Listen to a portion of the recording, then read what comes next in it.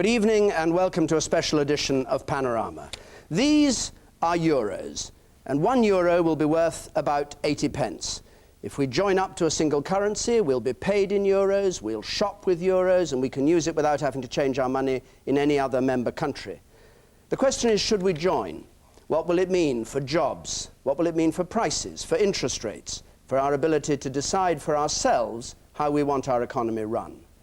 Tonight we're going to debate this, one of the most important issues facing Britain, with two supporters and two opponents of the euro, who will question expert witnesses. A studio audience, pro, anti, and undecided, will listen, question at the end, and then vote. It's an issue which arouses strong passions, despite most of us admitting we don't fully understand it. An opinion poll for this very programme shows 65% of us say we aren't well informed about the single currency, and even the words used in the argument are a foreign language. Only 10% of us say we fully understand the meaning of the exchange rate mechanism, only 3% convergence criteria, and only 2% stability pact. So we'll have to try to avoid the jargon here tonight. The countdown for a single currency has already begun. This year, the economies of those wanting to be members will be judged by their performance, the idea being they should all have economies converging on agreed targets for inflation, for interest rates, and for government borrowing. In the spring of next year, the founder members will be chosen, and in January 1999, the exchange rate of those joining will be fixed irrevocably. 3 years later, in 2002, if all goes to plan, the euro will replace members' own national currencies. So if Britain joins at the start, the euro could be replacing the pound just 5 years from now. So here to debate the issues of whether we should join, for Britain's joining, Roy Hattersley, Labour's former Shadow Chancellor and Deputy Leader, and with him Peter Sutherland, for 4 years a European Commissioner, then Director General of GATT and WTO, trying to bring down international trade barriers, and now chairman of the merchant bank Goldman Sachs International. Against the former Chancellor of the Exchequer, Norman Lamont, who took Britain out of the exchange rate mechanism and, according to him, sang in the bath when sterling was free, and Ruth Lee, former Treasury forecaster, chief economist at Mitsubishi Bank, and now head of policy at the Institute of Directors. We'll start with opening statements from each side, beginning with you, Roy Hattersley. Membership of the single European currency offers Britain economic prizes which we've sought for years. First, stable exchange rates, an end to the fluctuations in the value of the pound which have been so damaging and so expensive to industry. Second, protection against currency speculators. No more raids on sterling, using up reserves and requiring sudden interest rate hikes. Third, a permanent reduction in interest rates. The cost of government debt perhaps reduced by as much as the equivalent of 3 pence off income tax. Fourth, massive inward investment. Foreign companies which will come to Britain and provide jobs here if we are really at the heart of Europe. Stay out, and interest rates will be forced up to protect the pound as the rest of the world waits and expects a sterling devaluation. Foreign companies, already on the record, will switch investment from Britain to the single currency countries. That is a very high price to pay for the old-fashioned and sentimental belief that Britain, or for that matter any country, can go it alone in the modern world. Thank you, Mr. Hattersley. Norman Lamont. Ladies and gentlemen, Europe consists of a number of different countries. Although these countries all trade with each other, all of them, at any one moment, has different economic conditions, and most importantly, varying rates of unemployment. But a single currency means a single central bank setting a single rate of interest for the whole of Europe, whatever the conditions in any part. Abolishing currencies doesn't abolish the differences between national economies. You can't make the economies of Europe the same simply by scrapping their currencies. The problems of inflexibility in a single currency are 100 times greater than in the exchange rate mechanism. A single currency is irreversible. You can't devalue, you can't let your currency appreciate to reflect success. The only way the economy can adjust is through jobs.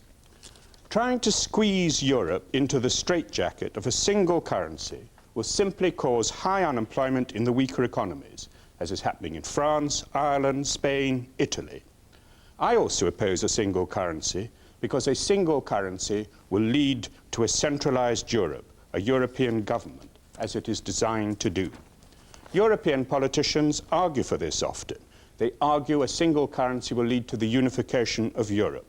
The British people do not want to live in the United States of Europe. We should reject the single currency and all that goes with it. Thank you. Now, thank you, Mr. Lamont. Now, our first witness tonight is Christopher Haskins, the chairman of Northern Foods, the largest food suppliers to supermarkets in Britain, with an annual turnover of £2 billion, and he's a strong believer that Britain should join. Roy Hattersley questions him first. Roy. Mr. Haskins, I want to ask you the hard, practical, down-to-earth questions. Your neighbours and your employees in Hull and my constituents in Birmingham, what we patronisingly call on television programmes ordinary people, how are they going to benefit from membership of the single currency? Well, they have benefited from being part of Europe for the last 50 years. They've had 50 years of peace. They've had 50 years of extraordinary prosperity, first of all. Secondly, they will benefit from the completion of the single market, so much loved by Mrs. Thatcher, God bless her, who encouraged the single market because it increased competition. Increased competition will mean lower prices. It'll mean easier travel for people. It will mean greater opportunities for my company to trade in Europe, and that, of course, will mean more jobs. Has the present arrangement, the currency fluctuations, meant higher costs for your company and therefore higher costs for your consumers? Yes, I mean, the difficulty about the fluctuating currencies within Europe, now that we're all trading in Europe, is there are all sorts of unnecessary obstacles are arising all the time in trade. In my own company this year, the milk price has changed by £15 million, completely outside my control, and that's tough on my shareholders. It can be tough on jobs too, because with that predictability, I don't want to invest. Now, there'll be many people who accept the economic benefits you've described, but they're proud and they're patriotic, and they say, but we don't want the Brussels bureaucrats to be influencing our exchange rates, our interest rates. I mean, what do you say to them about this subject sovereignty, which really is Britain's power to choose its own path in the world? We lost our economic sovereignty many, many years ago. Unfortunately, our interest rates, our monetary policy, at the end of the day, is determined by international financiers, not by the British Chancellor of the Exchequer. So there's nothing new about that. The case for an independent bank, Bank of England, is well made, even by Mr. Lamont. The case for an independent Bank of Europe is a sound one. Now, Roy Hattersley, thank you very much. Your time's up there. Ruth Lee. Could I start with the issue of the economic sovereignty, because I actually take strong issue. I think when Ken and Eddie get together every month, they actually do decide what British monetary policy is. Would you agree with me on that point? No, I wouldn't. I think Ken and Eddie are second-guessing what the international financiers think. No, I think that's quite wrong. I think what you see is that they have to have responsible monetary policy, else you will get knock-on effects in the pound. But so does the Bundesbank, and so does the United States Federal Reserve Bank, and so indeed does any other central bank throughout the world. But, I mean, surely the main worry that Ken and Eddie have at the moment is the high rate of our currency, and they're worried about how that currency can be kept under control and at the same time control of the economy. True. And those are all responses to international pressures, not national ones. True, but they can still decide what they want to do with interest rates, and I think this is one of the key points that I want to get home tonight. After all, a fortnight ago, when they sat together, they weren't just discussing the football results. They were actually saying, what interest rate do we need now in order to be able to run our economy efficiently? What do we need to be able to control inflation? What do we need to be able to ensure that growth actually continues? And they were also making quite sure that the Bundesbank agreed with what they were saying. That is certainly not true. And I strongly contest that point, because they were perfectly capable of deciding whether they put up interest rates from 6 to 6.25% or from 6 to 5.75%, and they were not ringing up the Bundesbank to decide that. I think they keep a very, very close eye on the financial markets, particularly Eddie. They certainly keep a close eye on the financial markets. No one disputing that, because I've already said that if they're going to be having good monetary policy, they have to be responsible to the markets. No one's disputing that, and they are not alone in that particular remark. And with the single currency, they'll have fewer markets to look at. Right, well, let's have a look at the single currency then, because we won't have the Ked and Eddy show every month anymore. We'll have European central bankers sitting around, non-elected European central bankers, deciding on the interest rate that is right for the whole European area. Now, that's going to be extremely difficult to engineer, isn't it? It will only apply for those members who've met the convergence rules, and by meeting the convergence rules, they would be running responsible economies as they enter, as oddly enough this country appears to be about to do. For the first time for a number of years, we are behaving responsibly, and that's the reason why the issue of the joining the euro is on the agenda today. And do you think those convergence criteria are adequate? Because I certainly don't, and perhaps I could go a bit further on that. I think there are very fundamental differences between the way the British economy works and the way that the economies on the continent of Europe work, and unless those particular differences are ironed out, then you are not going to be in a position where an interest rate that is right for Germany or right for France is going to be right for Britain.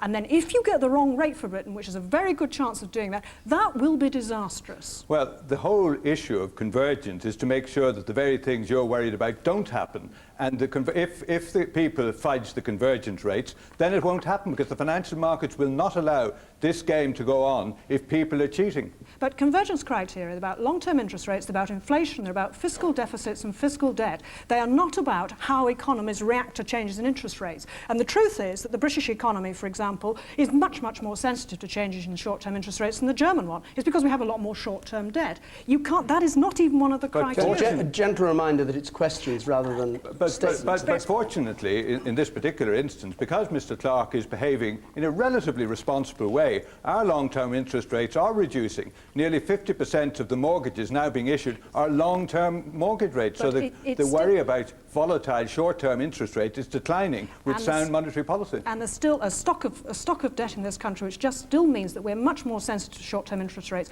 Moreover, and I know that I meant to ask a question, there is also the issue of the business cycle. Does it worry you that the business cycle is very adrift between the Britain? Again, if we converge and if we apply strict monetary disciplines, we will converge and the cycle will disappear. Okay, well, thank you, Ruth Lee. Your red light is on. Christopher Haskins, just before you go, is it the economic argument or the political argument for a single currency that weighs most heavily with you? I think the political argument is over and done. I am a convinced European, and I think the monetary union is a very logical extension of the political argument. I think the economic argument weighs with me because it is difficult. One has to get it right. I agree with some of the points that Ruth Lee makes, her concerns, but I think they can be overcome with political will and on a very pragmatic rather than a rhetorical basis. Thank you very much. Our next witness... Our next witness is John Monks, the General Secretary of the Trades Union Congress, a man who fears for Britain's workforce that if they are outside a single currency, life will be a cold and uncomfortable place. And Peter Sutherland questions him first. I should just point out that friendly witnesses are questioned for a rather shorter period than hostile witnesses, which is why Ruth Lee had rather more time than you did. The opposite will happen when the other witnesses come in. Peter Sutherland. Well, let me take up the invitation from that introduction. What is your view as a union leader of the effect on jobs of staying out of a single currency when it is created? What will the effect be? Well, on balance, I think it would be damaging. Immediately, I think we would pay a premium in interest rates. I think our interest rates would go higher than that for the euro area. And I think that would be a damaging consequence. So that would cost business and investors money? Well, it would cost everybody. Yes. Mortgage, people who've got mortgages and so on. We would, because we've got a record of devaluation, and the Germans haven't, which will be the core of the system, we would pay, I think, a premium on our interest rates. I think, too, that we would lose some of the inward investment, which has been very important to Britain. Something like 40% of our exports at the moment come from foreign-owned firms. And that's been a tremendous boost at a time when a lot of British industries of the traditional kind have been struggling. And the third reason I would say it's damaging is that our influence in this thing called Europe, the European Union, would be so much less. We would be peripheral to what was going on. We'd be in a small minority of countries. And I think that's, for Great Britain, that's a pretty hopeless future. We want to be at the centre of things, not on the edge. Do you think it would be possible to sustain membership over the medium to long term, while remaining outside a single currency with virtually everybody else in the European Union inside a single currency? You see, I think it would be difficult to stay in the European Union indefinitely if we were floating our currencies against the euro. If, as some people would argue, we actually peg the level of the pound to the euro, then we get all the disadvantages of being in the euro without any of the influence and the advantages, and probably still pay a premium on interest rates. But I think if we float against it, then it's a matter of time before there's tremendous tensions between us and the euro area about devaluations or revaluations, probably devaluations on the long term, given our recent economic history, and that could blow us out of the European Union, which would be tremendously damaging. Thank you, Mr. Monks. Norman Lamont. Mr. Monks, in France, unemployment has been higher than in Britain for the last 10 years. When you see what preparing for the single currency has done to the French economy, don't you have some worries about the single currency? Yes, I do have worries about the single currency. When I look at France, I think France are making a decision which is based upon their desire to, politically, to put themselves as a partner with Germany at the heart of Europe. And they are prepared, and I think you once said, unemployment's a price worth paying. They are not yet at the level of convergence. We, on the other hand, for the reasons that were said earlier, we are very close to being in a position of convergence. But they've had unemployment for a very long period. In order to make they've had it, yeah, but I mean, we know why, don't we? They've had two major damaging wars against Germany, and the creating a Europe is a way of avoiding that. That's what motivates the French. 10 years of higher unemployment than Britain. Isn't it the case that in order to make the single currency work, you have to have convergence, that is to say, similar conditions, not just of financial things like deficits and the debt of a country, but you ought to have similar levels of unemployment. If you don't have that, the single currency can't work without creating unemployment in the weaker economies.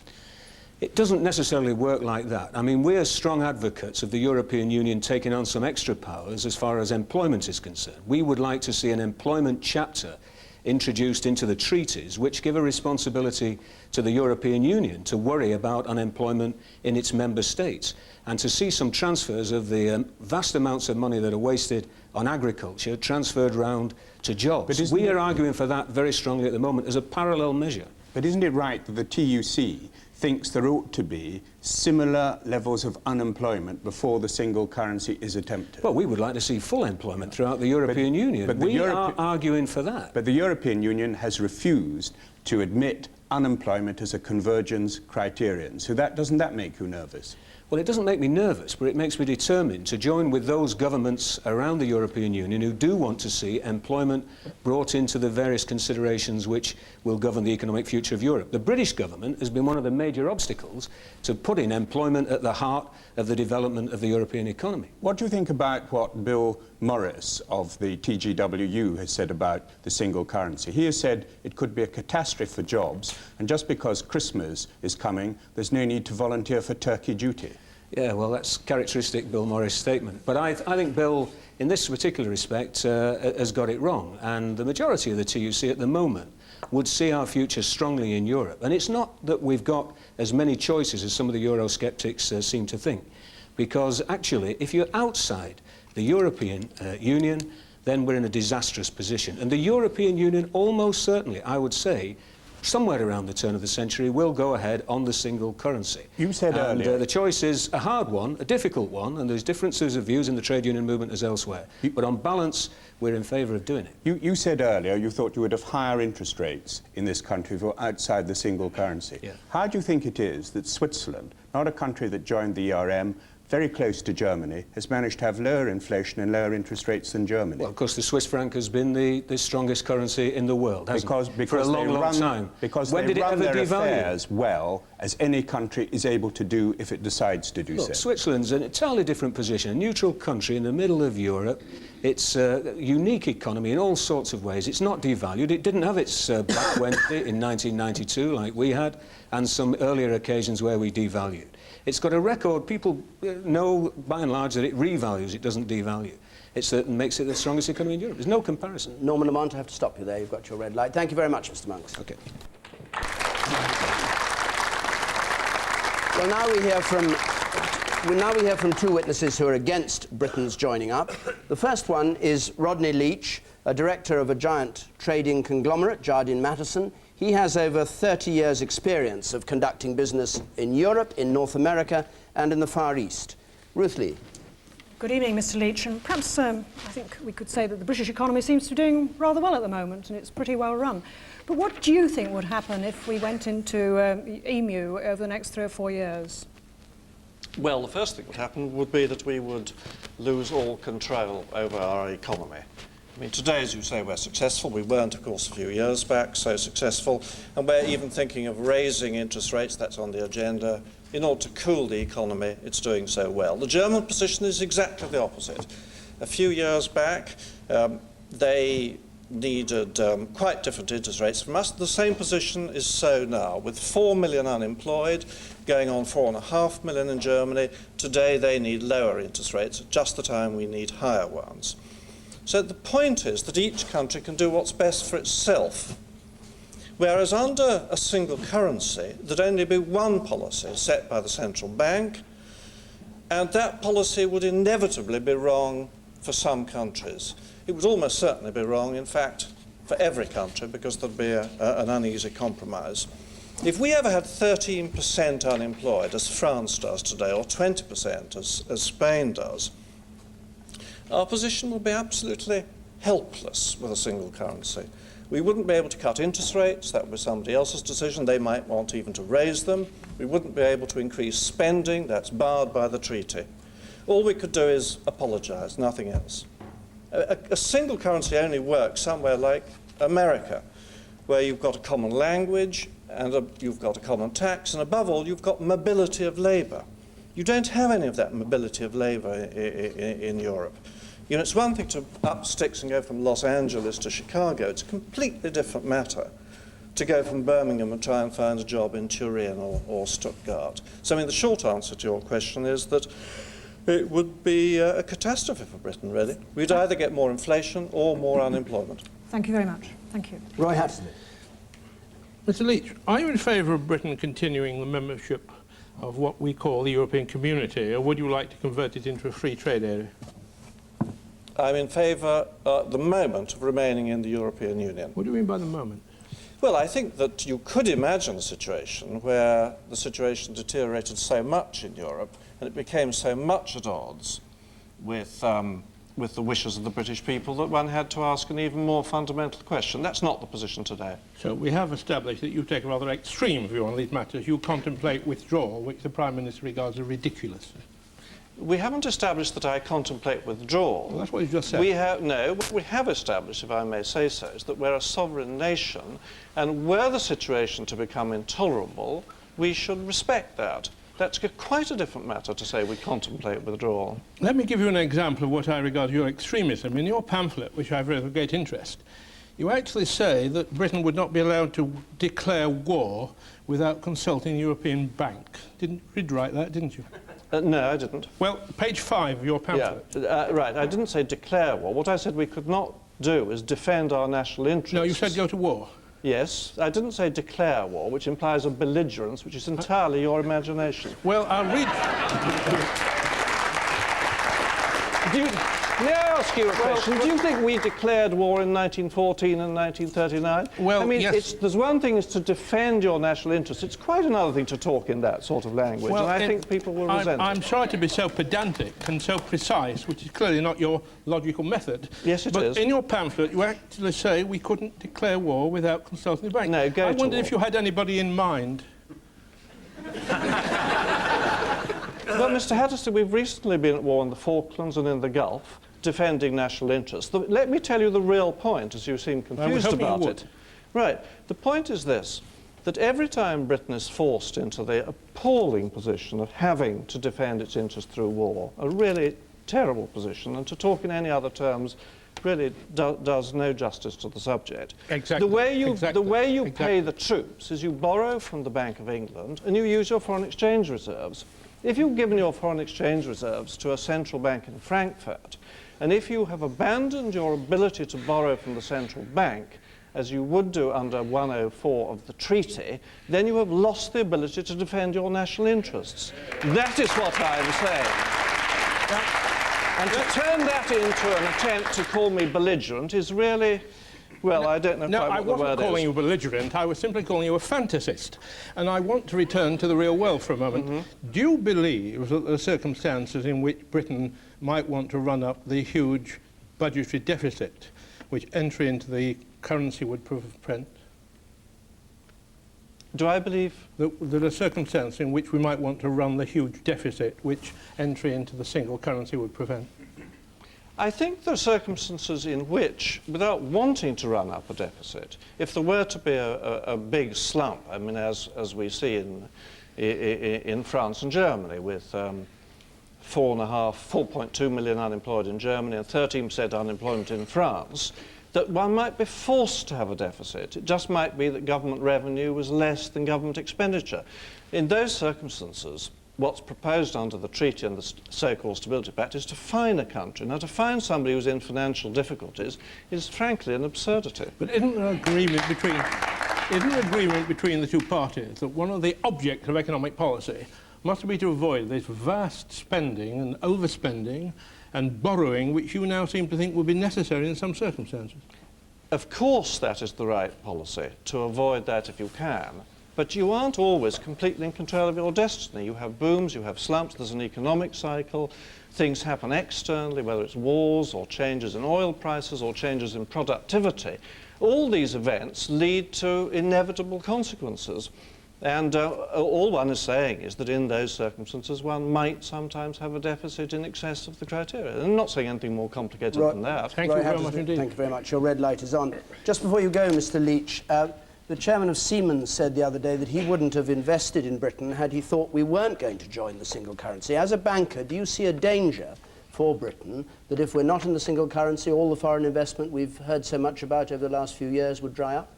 I haven't read the text of the Siemens statement, I only saw a headline, and of course Siemens is a great friend of Britain, has invested a lot here.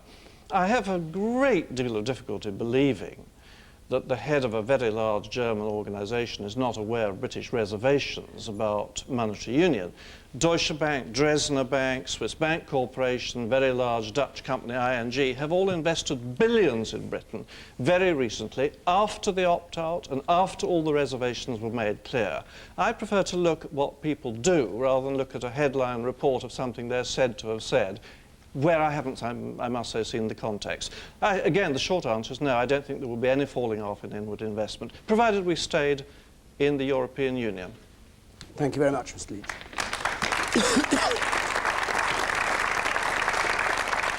Well, now, Bernard Connolly, the author of a book called The Rotten Heart of Europe, which was based on his experience as the senior economist working on the European monetary system for the European Commission.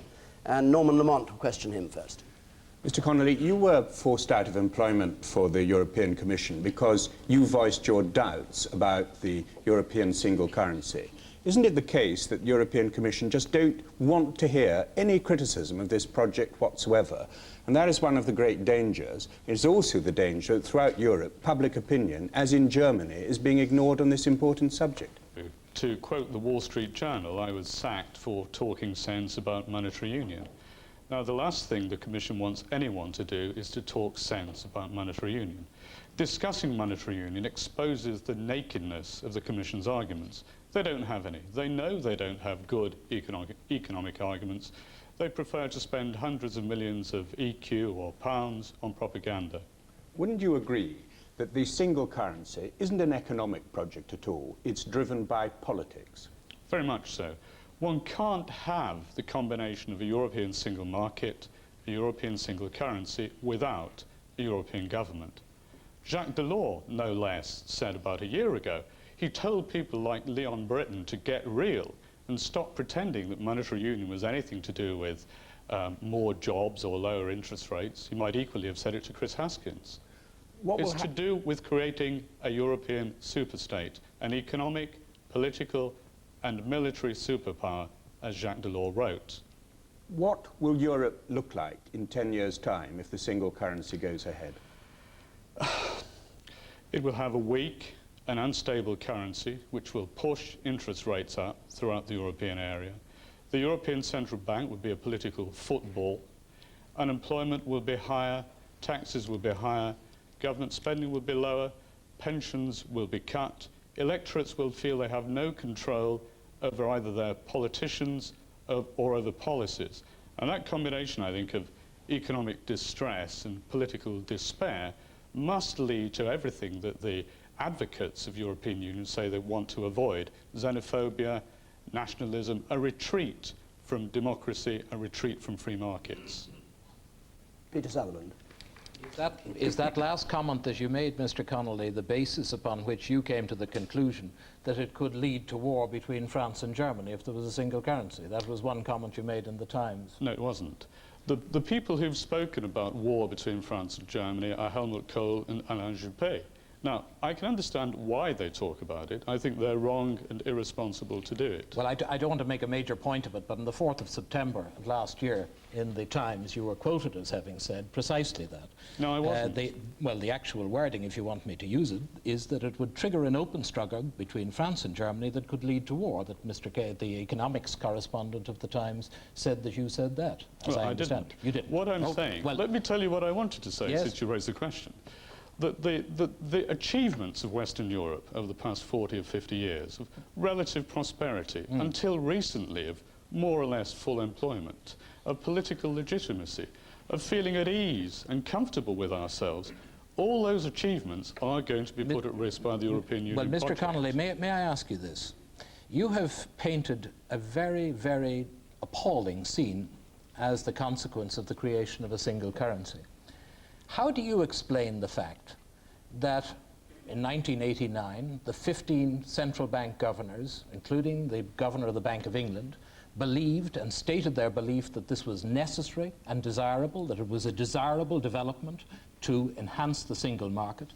How do you explain the fact that in the light of giving up sovereignty, as you've described it, virtually every country in the European Union, the governments have said that they want to do this? Do you suggest that all of these people, all of these eminent decision makers around Europe, are all completely mad, that they have no idea as to where they're going, and that alone here, your voice, the voice of saving national sovereignty, is the voice of sanity, and that this is in some way a mad scheme that is, for some reason that you can't explain, anticipated and desired by many others? I certainly think it's a mad scheme. I certainly think it's a mad scheme, and I know, and I suspect you know, that most of the officials throughout Europe, I'm not talking about the Commission, I'm talking about throughout Europe, most of the officials who have to work on the practical implementation of the single currency wish it would go away and believe it would end in tears. Are the 15 bank governors completely wrong in their view? You read the Delors report in 1989. You know what it said. Yes. It included the then governor of the Bank of England. Quite Did so. you disagree fundamentally with what it said? Totally. All right. Well, they were all wrong. And you Yes. disagree totally with the views of the prime ministers and governments of the smaller countries. Leave aside Germany and France. Belgium, Netherlands, Luxembourg, Ireland, Italy, Portugal, Spain, are they all wrong? Are they all courting disaster? Yes, they are. What those countries And you're want, right. What those countries want, Mr. Sutherland, is what Jacques Delors promised them, a takeover of their debts. Now, if their debts are taken over, that causes major problems for France, it causes major problems for Germany, it would cause major problems for Britain. Do you know... Money is very important. You know, if you offer someone the prospect of taking off their shoulders the burden of their Mr. national Connolly, debt, one final that's question. Very tempting. One final question. Let me ask you this. Do you know how many Deutschmarks you got for £1 in 1970? You got 12. Today you get 2.5. What does that say about the independence of a currency?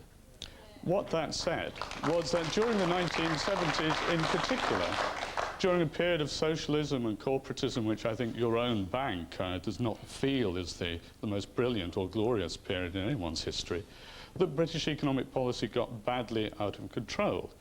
British economic policy has been put back under control, as everyone here today has said. That control should not now be jeopardized through the adventure of a European single currency, which in technical terms cannot work. As Theo Weigel today I'm going to have to stop you said, there. Thank you very much indeed for coming. Thank you. We now have a last witness who joins us from Brussels. He's Elmar Brok, a member of the European Parliament. He's chairman of the German Christian Democratic Foreign and Security Policy Committee, and it means, in effect, he's about as close to Chancellor Kohl's view of the need for a single currency in Europe as it's possible to be. Roy Hattersley questions him first. Herr Brok, to begin with, there's many people in Britain who now say it's not going to happen. I think the Prime Minister hinted this a couple of days ago. Is there going to be a single European currency, and is it going to start in 1999? I'm very much convinced that there will be a common European currency, and in Germany, business, banks, and everyone is preparing for it, because even if some people do not like it, they know it will come, and therefore they prepare for it. Now, what about public opinion in Germany? People say here it's just the political elite that want this. Does the German population, the ordinary man and woman in the German street, how are they moving their opinions on the single currency? Look, we have a very strong and successful currency, and it's understanding that people do not like to give it up. But in opinion polls, it's always how you put your question. And if you put your question in a way whether you want to have further European integration in order to keep peace in Europe, to get common economic interest, people see it much more favorable. And opinion polls should never be the question how a politician deals. We have learned from Britain what parliamentary democracy means. And in several elections, this issue was put to the German people by Chancellor Kohl, and they have elected them. And therefore, I think it's enough right for the government to go on with this issue. Now, there'll be some people in this audience who say that Germany would say that No, wouldn't. Mr. Hattersley, you've got a red light, and you saw it. Norman Lamont. I pointed it out to you. Right. Norman Lamont. Good evening, Mr. Brok. Good evening. Very recently, I had the privilege of debating with one of your colleagues, Karl Lammers, and I said that I was opposed to the single currency because I believed it would lead to the political unification of Europe. Mr. Lammers then stood up and said, well, there's not point in any debate taking place because I entirely agree with Mr. Lamont. That is the purpose of the single currency. Do you agree with Mr. Lammers? First of all, this common European currency must make sense in itself. It must be a sound currency, because only a sound currency do you agree will be that it's helpful designed to European lead to political economy. unification? That was the question I It's part asked. of political unification development, as we have said it all the time. But the most important problem is that we need the monetary union in order to make the internal market work for small and medium-sized companies. These are the only companies really who look for jobs, and we need it for jobs. Recently, the chief economist of the Bundesbank, Dr. Issing, said this: there is no example in history of lasting monetary union that was not linked to one single state. Do you agree with that? The whole European unification process has no example in history, and it was so successful that so many countries want to join because it's their choice to have a sound economy and peace in Europe, and therefore I think we should continue with that development. Can you name any example in history of a single currency that has not been linked to a single government? We have to see that even the internal market has no example. We have never had an internal market with common regulations without a single state, but nevertheless it works. And therefore I do not see any reason why monetary union as the final part of the internal market should not work. May I put to a point made by Dr. Tietmeyer, the president of the Bundesbank, who said this the other day: a European currency will lead to member nations transferring their sovereignty over financial and wage policy as well as monetary affairs. It is an illusion to think that states can hold on to their autonomy over taxation policies. Do you agree that that is the consequence of a single currency? We have to see that we do not need a common taxation, because even in the United States you have a different taxation between the 50 states. And we have to see also that at the moment the countries who go for the common currency have record low inflation rates and record low interest rates. And we have to see also that Britain, for example, who is 11th in national gross product in Europe, will have its advantages, as the Secretary General. May I just ask you one final question? Opinion polls do show, do they not, that public opinion is strongly opposed in Germany to the single currency. Shouldn't you have a referendum there? That is not possible because of our history and our constitution. And we know that, for example, in Germany, there are a lot of questions against opinion polls decided by the politicians as Western integration, as NATO membership, as NATO double-track decision, and we put it to elections, as our constitution said it, and then the people vote in elections in favor of such a policy. Thank you very much. Mr. Brok, just before you go, do you think if Britain doesn't join the single currency, it'll end up outside the European Union? Look, the City of London will lose its importance, the European countries will go forward, and Britain will have not a chance to influence it, so it would be in British interest to be part of it in order to influence it for a right economy. Or to get out? If it goes out, Britain will be peripheral, and I think that is not in the British interest, and we would like to have Britain in. Mr. Brok, thank you very much indeed. Thank you. Well, now, let's get swiftly on to your part in this. Any of you who want to put questions arising from what you've heard or make comments? The man on the right there at the back. Yes, I'm a director of a company who's got business in Europe, okay, and we went to a European conference very recently, and it's amazing the level of debates in Europe compared to the level of debates here. The ignorance in this country is frightening, and it's costing us money, it's costing us jobs. The last time we had a debacle like this, and we've talked about a war theme tonight, was the sewage crisis in 1956, when people in this country had the delusion of their own grandeur. Let's have a debate, let's talk about the real issues, and listen to what's being said. We are falling behind, and we're falling behind, and it's costing us jobs, it's costing us influence. Come on, and let's wake up and give us a debate, and thank you, Mr. Haskins, for bringing out a very good case tonight. Okay. And the man in the brown shirt there, yes, you. Norman Lamont said earlier that convergence criteria must be met, otherwise it would cost jobs. If this is the case, because of the different economies that we have across Europe, if this is the case, why do we not have different currencies across Britain? Because he can't tell me that the economy of the north is exactly the same and converge with the economy of the southeast and Scotland. You want to answer that, Norman Lamont? It is much easier for someone to move unemployed from Aberdeen to England to get a job in a common country with a single language. That is much easier than the attempt to cross the barriers between countries in Europe. There is not a single market in labour in Europe, and it is very difficult for anyone to expect the same degree of labour mobility within Europe that you have within single countries. All right, the gentleman there. Yes, I want to know, why is it that the single currency is going to save all this currency speculation? Why should the euro not be subject to currency speculation as well, and then the whole of the peoples of Europe who are in the ERM, their currencies are subject to speculation? And also, why is it... Okay, let's have just one question. Do you want to answer that? Do you want to answer that, Peter? Well, because in the jargon, the euro would be a much harder currency than the pound.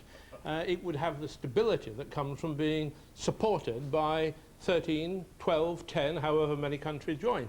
And the other point, which we can't emphasise too strongly, is the psychological effect of not joining. If we don't join, other countries will say, why not? What are they afraid of? What are they worried about? And they'll also say that one of the reasons we want to join is the reason that Mr. Leech implied we might want to devalue. And the idea that we might want to devalue means people start selling the pound and make devaluation absolutely certain. Let me just say, I don't think this should be a men-only discussion. I'm glad to take questions from a woman if any of you want to ask, but the man there in the blue shirt, yes. Yes, I'd like to comment on Mr. Monk's reply to Mr. Lamont when he came out with the remark about France had bad unemployment figures because they'd gone through 2 bad world wars. Now, I haven't got one of the greatest memories, but didn't we as well? John Monks? Well, of course we did. Of course we did, and it just goes to show that if anything's happening on the continent of Europe, we get sucked into that. We can't stand aloof from that, and the graveyards of the continent show our involvement in Europe, and we should stick with the European project and make sure that that never happens again. Well, obviously, okay, the man here in the front. Yes. It seems to me that a number of the earlier arguments hinged on unemployment figures, but when the figures have been changed, 20 times in the last 15 or 17 years, how much credence can we put on this? Well, even if... Ruth Lee, perhaps Ruth Lee take that. I was going to say, I think you can put quite a lot of credence. There were some changes in the early 1980s, and it was accepted about 400,000 people were taken off the list. But over the recent period, over the last few years, there's been hardly any changes to the definition of unemployment. And the unemployment statistics give a very good idea. It's been what's been happening, and unemployment has been falling very fast in this country. The man in the third row there. Thank you. I was wondering if Bernard Connolly could tell us how much Britain would have been fined under the Stability Pact if we'd been in it during the early 1990s with the large public sector borrowing requirements that we had. I think rather than talking in billions of pounds, which not everyone necessarily understands, it's easier to put it in percentages of public spending. I think the fines would have amounted to, I think it's some 18% of total government spending, excluding debt, interest and social security. That's a huge amount. The woman at the back there, right in the very back, yes. With reference to the war debate that we had earlier. To the war, the discussion about war, the discussion yes. about declaring war.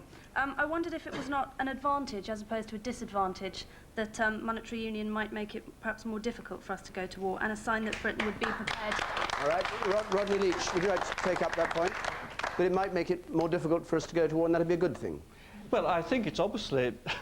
Nobody wants to go to war, but we only go to war in extremis when we've got some national interest to defend. It's always better not to go to war. Okay, the man in the front row there. Yeah, I'd like to ask, Norman Wong, if Britain doesn't enter into a single currency, and a single currency is going to take place in Europe, almost certainly, all the other member states have a vested interest in it, what future do you see for Britain outside it? They won't want to in a free market, obviously. Well, I believe that Britain can prosper outside a single currency. Why not? Nobody says that countries that are offshore from China, like Singapore, have got to merge their currencies. Nobody says Japan has got to merge its currency with China in order to sell there. Switzerland will continue to sell into Europe.